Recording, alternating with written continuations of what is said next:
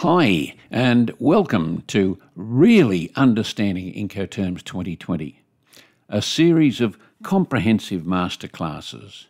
I'm Bob Ronai, and welcome to Lesson 3, EXW X Works, Named Place of Delivery.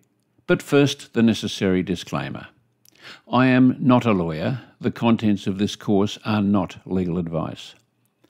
I was a member of the International Chamber of Commerce's Incoterms 2020 drafting group, which created these rules. Some of the contents in this lesson are direct quotes from the Incoterms 2020 publication. My explanations, my comments and my opinions are based on my knowledge and my experience of over 5 decades.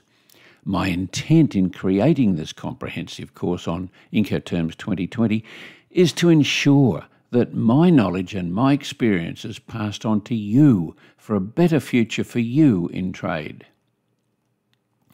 In this lesson, we will look specifically at EXW, X Works, the more complex and contentious articles, especially A2 and B2, delivery and taking delivery, and very importantly for X Works, we'll look at A7 and B7, export, import clearance, in detail. Then we'll look at A6, B6, delivery and transport document, A9 and B9, allocation of costs, and A10 and B10 notices. I will explain what the book says first, which is where other trainers and YouTube videos usually stop. But then I will examine the issues arising from each article as we go along. So we'll head straight into it. A2, delivery. The seller must deliver the goods by placing them at the disposal of the buyer at the agreed point, if any, at the named place of delivery, not loaded on any collecting vehicle. If no specific point has been agreed within the named place of delivery, and if there are several points available, the seller may select the point that best suits its purpose. The seller must deliver the goods on the agreed date or within the agreed period. B2, taking delivery, the buyer must take delivery of the goods when they have been delivered under A2 and notice given under A10. So what does all this mean? The seller puts the contract goods aside and advises the buyer. That is the moment of delivery. So the goods, even while in the seller's premises, are at the buyer's risk. The buyer must arrange for it or its carrier to load the goods onto its collecting vehicle. That means it must provide any necessary machinery, maybe a forklift, and labour to do so. Now the seller may want to know who those people are, their criminal history, their work permits, their visas, etc., and may require them to do site training and an induction before allowing them onto the site. The seller may require from the buyer or its carrier evidence of suitable insurances such as accident, public liability, workers' compensation, etc., plus confidentiality and non-disclosure agreements. The seller may want evidence that the carrier's machinery is in correct working order with all registrations and permits in place. Now, if for practical and pragmatic reasons the seller is requested to load the collecting vehicle, it does so at the buyer's request, risk and cost, which should be outlined in the contract. The seller need only provide its invoice, an evidence of conformity, if any, and notice of readiness. Importantly, the seller has no control over the buyer, who might sell the goods into the seller's domestic market, to competitors of its overseas distributors, or to sanctioned countries. The seller's brand image and reputation could be damaged. A7, export and import clearance. Where applicable, the seller must assist the buyer at the buyer's request, risk and cost in obtaining any documents and or information related to all export, transit, import clearance formalities required by the countries of export, transit, import, such as export, transit, import license, security clearance for export, transit, import, pre-shipment inspection, and any other official authorisation. The buyer must, where applicable, carry out and pay for all export, transit, import clearance formalities required by the countries of export, transit, import, such as export, transit, import license, security clearance for export, transit, import, pre-shipment inspection, and any other official authorisation. So what does that all mean? The seller, by the way, may have to add VAT or GST to its selling price because for them it's a local sale. The buyer will need to complete all export formality in its name. The buyer might need an export license. The buyer must be able to comply with the exporting country's export regulations. It's the buyer's risk and cost if it cannot export the goods. It is incorrect for the forwarder to carry out export formalities in the seller's name. Doing so without the seller's knowledge could be detrimental for both the exporter and the forwarder, maybe even simply illegal. A10 and B10 notices. The seller must give the buyer any notice needed to enable the buyer to take delivery of the goods. The buyer must, whenever it is agreed that the buyer is entitled to determine the time within an agreed period and or the point of taking delivery within the named place, give the seller sufficient notice. The moment the seller gives its notice to the buyer that the goods have been placed at its disposal, delivery has occurred.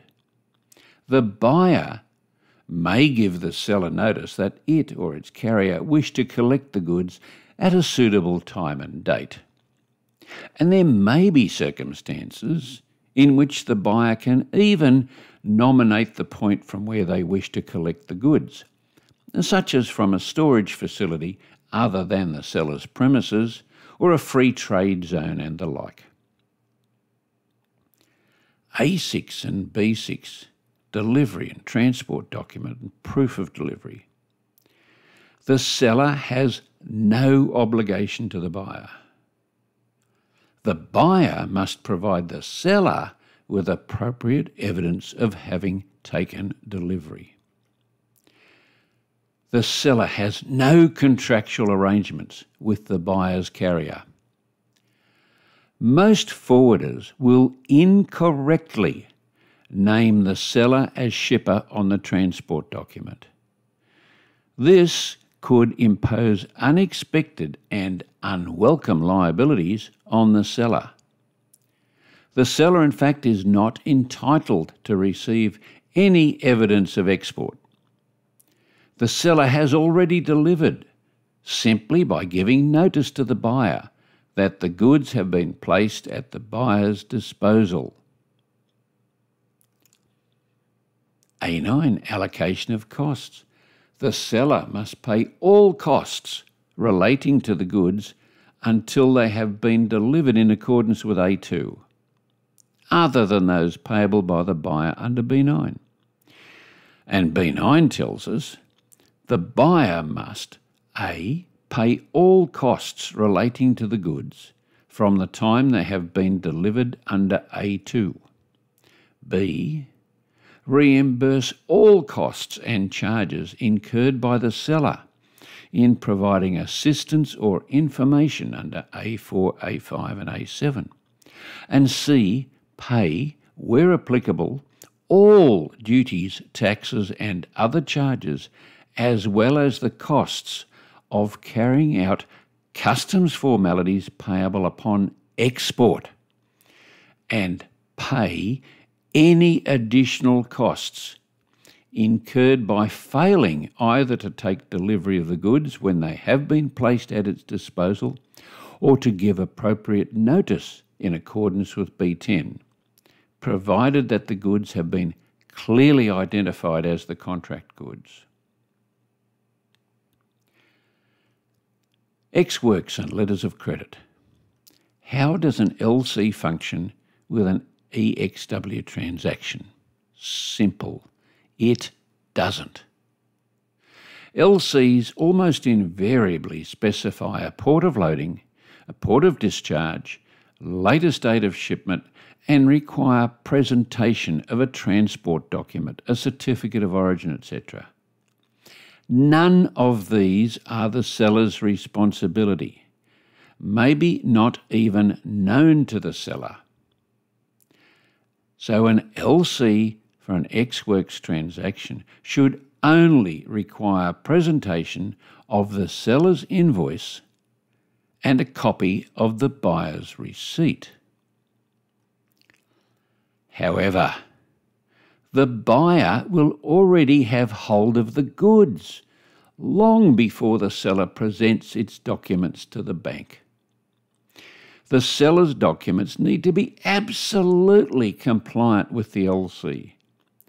If there is a problem between the buyer and its bank, the issuing bank can find a discrepancy.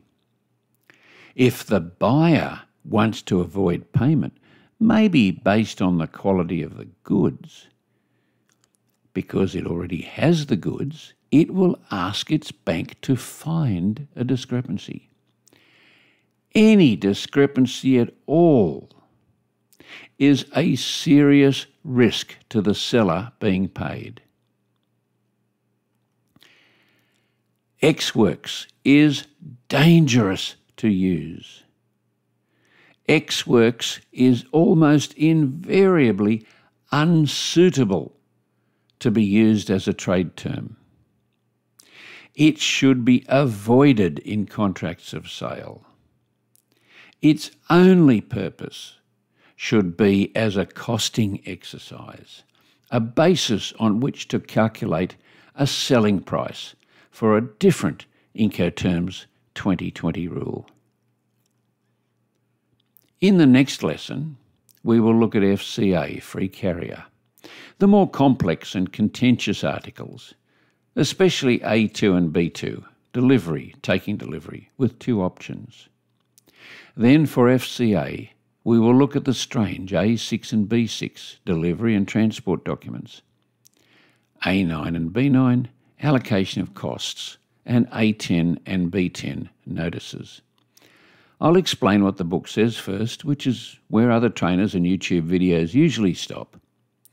But then I will examine the issues arising from these articles as we go along. If you like this lesson, please click on the thumbs up button below. You might even want to re-watch this video. There is so much information in it. If you'd like to be alerted to each new lesson, please hit the subscribe button and the bell. And please leave any comments and questions relevant to this lesson below. Till next lesson.